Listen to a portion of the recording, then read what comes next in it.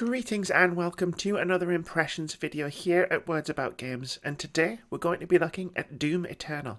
Doom Eternal is the first-person shooter sequel to 2016's Doom, the soft reboot of the franchise and one of the most critically acclaimed games of that year. Set 2 years after the events of its predecessor, Doom Eternal takes the Doomslayer to Earth, where portals to hell have opened up and an army of demons have invaded, wiping out 60% of the planet's population and covering the Earth in demons that need to be destroyed. Doom Eternal feels utterly fantastic to play. Doom 2016 was one of the slickest, most satisfying first-person shooters to come out of the current console generation, and Eternal doubles down on everything that made its predecessor a blood-soaked joy.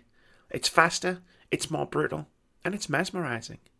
The description, push-forward combat, is meant to describe how you successfully play, by always moving and playing aggressively, but the phrase serves a similar purpose to just one more turn. Once you're settled into the groove of Doom Eternal's combat loop, hours melt away as you keep playing long after you decided you were going to play just one more level. The fundamentals have carried over from Doom 2016, serving as the foundation for Eternal's tremendous gunplay. Combat feels hefty and gratifying.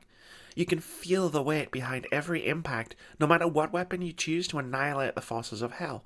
The Doom mantra of push-forward combat still feels wonderful in motion. It's incredibly easy to lose yourself in the cycle of dropping into a combat arena, aggressively destroying demons as you constantly switch weapons for maximum effectiveness. It all feels almost strategic, even though your decisions are made in the split seconds.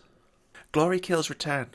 Brutal finishes you can perform on stunned demons that refill your health, as does the chainsaw, which can insta-kill demons and completely refill your ammo. Eternal also adds a flame belch that burns armor off of demons. The latter two are on cooldowns, so health, armor, and ammo are all tied to how aggressive you are. To regain your resources, you need to be on the offensive, which feels spot on in a Doom game. The Doomslayer is also a lot more nimble than he was in previous outings.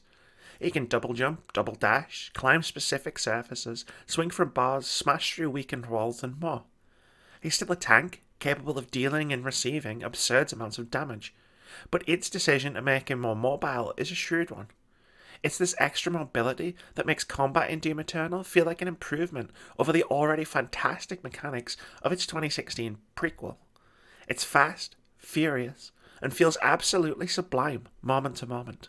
It's what it decided to do around the combat that almost brings the whole game crashing down. The Doomslayer doesn't just put his newfound mobility to use in killing demons, he also spends a chunk of his time platforming from one area to the next between the large open combat areas.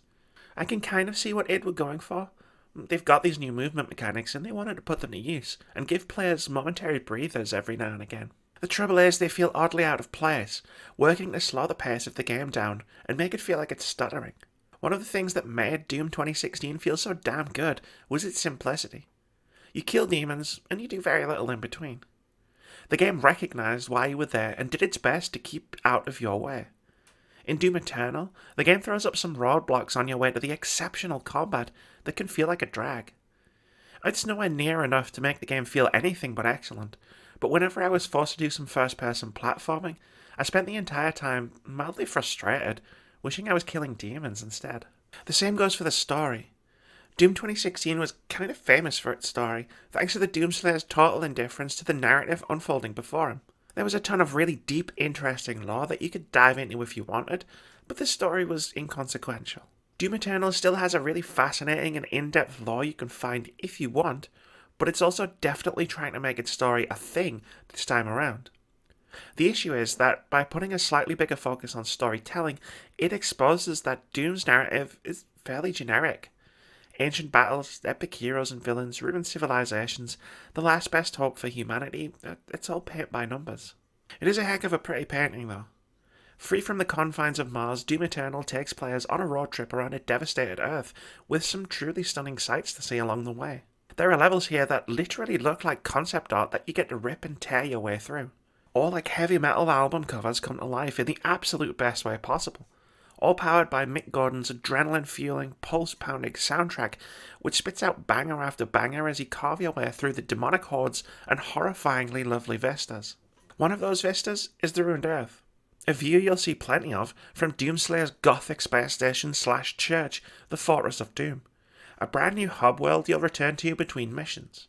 It's visually a pretty cool addition to the game, though it feels slightly superfluous. It's where you can take collectibles to unlock upgrades, replay old missions, and, hilariously, unlock new cosmetics for the Doomslayer. Doom Eternal comes with skins for your Doomslayer and a battle pass, which you level up with XP gained from completing missions and challenges. I'm a fan of a good battle pass, but I'm just going to admit that I completely ignored this, as I did the multiplayer component of Doom Eternal, called Battlezone, which pits players into a 2v1 asynchronous match where one player is the Doomslayer and two players are demons. I didn't ignore the collectibles, however. While you can find album covers and toys to decorate your fortress, most of these out-of-the-way collectibles have a tangible effect on your gameplay. By exploring every nook and cranny of a level, you'll find weapon mods to augment your loadout with new abilities activated by holding the left trigger. Doomslayer don't need to aim down the sights. As well as points for upgrading those mods, points for unlocking new passive abilities, upgrading your health, armor and ammo capacity, and extra lives, which allow you to respawn instantly if you're killed rather than heading back to the last checkpoint. There's a lot, but it's never too overwhelming. Although if you start missing a substantial amount of them, it'll make future levels a bit harder, so it is worth exploring each level for as many collectibles as you can find.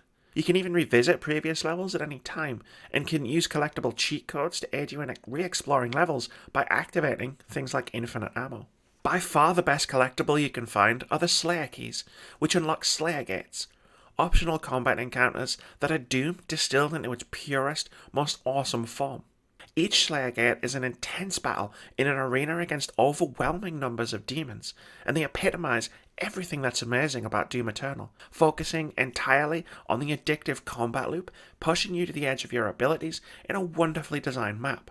I relish finding a new Slayer gate in every level, because they're everything I love about Doom in one chaotic package. Doom Eternal is a fantastic experience. There are a couple of minor missteps here for sure, thanks to the ill-considered addition of platforming sections and the fairly lackluster storytelling. But these missteps are minor, and don't take away from how satisfying the game is to play. Doom Eternal takes the combat mechanics of its predecessors and expands on them in a variety of excellent ways, building something that's even more impressive, slick, and captivating.